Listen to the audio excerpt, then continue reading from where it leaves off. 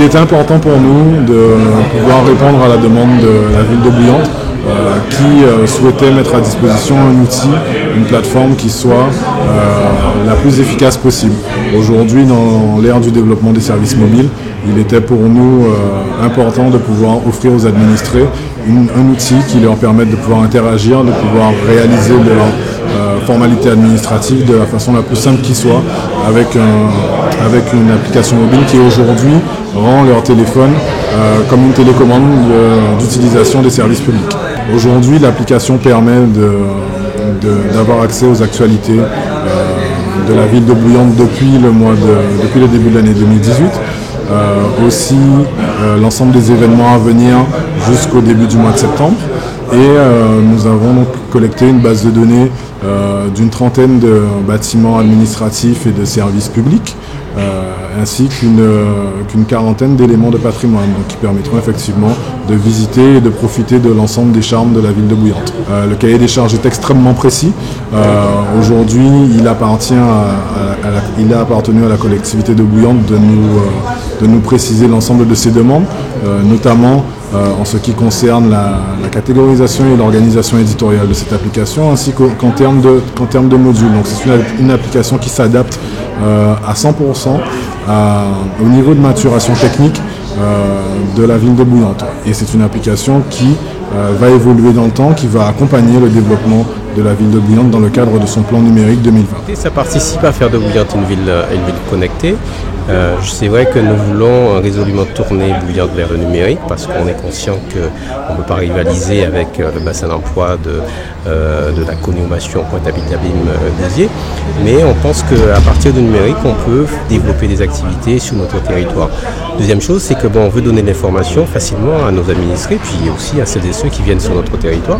Je vais parler par exemple de l'actualité, l'agenda, la population pour avoir accès aux différentes informations concernant les services. Il y a un module concernant des sondages, parce qu'on pourra poser des questions à la population.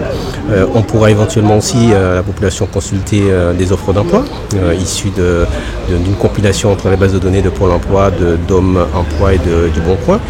Donc un certain nombre d'informations, en tout cas, qui à mon avis participent à la modernisation de ce territoire qui est Bouillante. Puis je pense qu'il y aura aussi la réactivité parce qu'on est en fait sur une application qui permettra en tout cas à chacun, puisqu'aujourd'hui on connaît le taux de couverture des smartphones sur notre territoire. On sait que plus de 60% de la population détient un smartphone et donc ça permettra de leur diffuser de l'information en direct beaucoup plus rapidement que par les voies habituelles que sont les communiqués de presse ou un journal ou un courrier. Non, alors on a voulu quand même une application relativement simple d'utilisation, donc je veux dire c'est très, très intuitif. Vous téléchargez l'application sur votre Google Store ou sur l'Apple Store d'ici quelques semaines, puis vous cliquez, et puis vous avez des rubriques, et en fonction des informations que vous voulez, vous allez chercher la rubrique. Mais ce qui est très intéressant en tout cas, c'est que par exemple nous avons une carte sur laquelle les gens, en tout cas les utilisateurs des smartphones font géolocaliser, et avec, j'allais dire, autour d'eux, positionner tous les centres d'intérêt, que ce soit les bâtiments publics, les écoles, un commerce, une pharmacie, ce genre d'informations. En fait, les informations qui sont utiles à la vie courante, la vie quotidienne d'un administré ou de quelqu'un qui vient sur notre territoire. Vous arrivez à Bouillante, mais vous ne savez pas où se trouve la mairie, vous ne savez pas où se trouve tel type de commerçant, vous ne savez pas où s'exerce tel type d'activité. Mais à partir de cette application-là, vous aurez facilement la localisation de ces choses-là. Les points d'intérêt, les points touristiques, parce que vous arrivez sur un territoire, vous aimeriez bien savoir quoi visiter, quelle est l'histoire. Mais ces informations-là, vous allez les trouver sur cette application. Mais forcément, il faudra alimenter l'application, c'est ça tout l'intérêt, la mise à jour des informations. Donc effectivement, il y aura du personnel qui aura en charge de toute part de collecter les informations qui remonteront de la population, puisque je vous ai parlé d'un module sondage, je vous ai parlé d'un module signalement qui permettra à la population de signaler un dysfonctionnement, je ne sais pas, une flaque d'eau qui reste trop longtemps sur une route, un lampadaire qui ne fonctionne pas. Donc il faudra bien que derrière, l'information qui remonte au niveau de la ville soit traitée.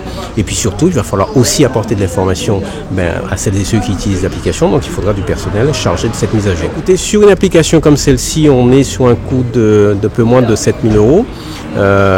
Donc ce qui fait un peu moins d'1 euro par habitant, mais c'est surtout qu'on a la possibilité sur une application aussi dynamique de pouvoir y mettre des espaces publicitaires pour pouvoir réduire la charge. Et puis surtout, je pense pense que c'est un outil qui dynamise en tout cas un territoire, qui rend encore plus attractif un territoire. Et je crois en tout cas que si on veut développer un territoire, il faut savoir le rendre attractif.